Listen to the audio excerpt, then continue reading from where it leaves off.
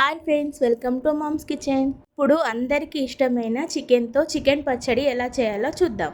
దీనికోసం 1 KG chicken తీసుకున్నాను. దీన్ని శుభ్రంగా కడుక్కొని 1 స్పూన్ పసుపు, కొద్దిగా ఉప్పు, ఆయిల్ వేసుకొని బాగా కలుపుకొని ఒక 5 నిమిషాలు పక్కన పెట్టుకోవాలి.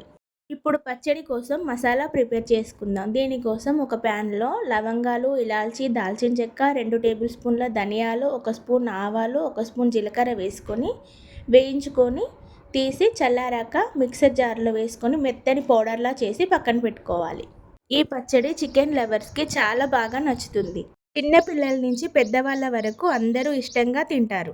మీరు కూడా ఒకసారి తప్పకుండా ట్రై చేసి ఎలా వచ్చిందో కామెంట్ చేయండి. మా ఛానల్ని సబ్స్క్రైబ్ చేసుకోకపోతే వెంటనే సబ్స్క్రైబ్ చేసుకోండి. ముందుగా మనం కలిపి పెట్టుకున్న చికెన్ని స్టవ్ ఆన్ చేసుకొని స్టవ్ పైన పెట్టుకొని అందులో ఉన్న వాటర్ అంతా ఎగిరిపోయేంత వరకు కలుపుకుంటూ ఉడికించుకోవాలి. వీడియోలో చూపిస్తున్న విధంగా చికెన్లోని వాటర్ అంతా ఇలా డ్రైన్ అయిపోవాలి.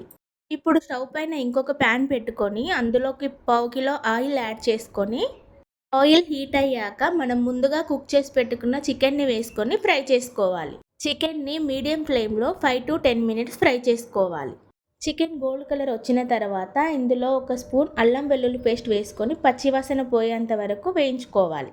అల్లం ఫ్రై అయిన తర్వాత స్టవ్ ఆఫ్ చేసుకొని ఆయిల్ని కొద్దిగా చల్లారనివ్వాలి. ఇప్పుడు ఇందులోకి 3 స్పూన్ల కారం, రుచికి సరిపడా ఉప్పు, ముందుగా రెడీ చేసి పెట్టుకున్న మసాలాను కూడా వేసుకొని బాగా కలుపుకోవాలి. ఇది పూర్తిగా చల్లారిపోయిన తర్వాత ఇందులో కొద్దిగా నిమ్మకాయ రసం పిండుకొని కలుపుకోవాలి.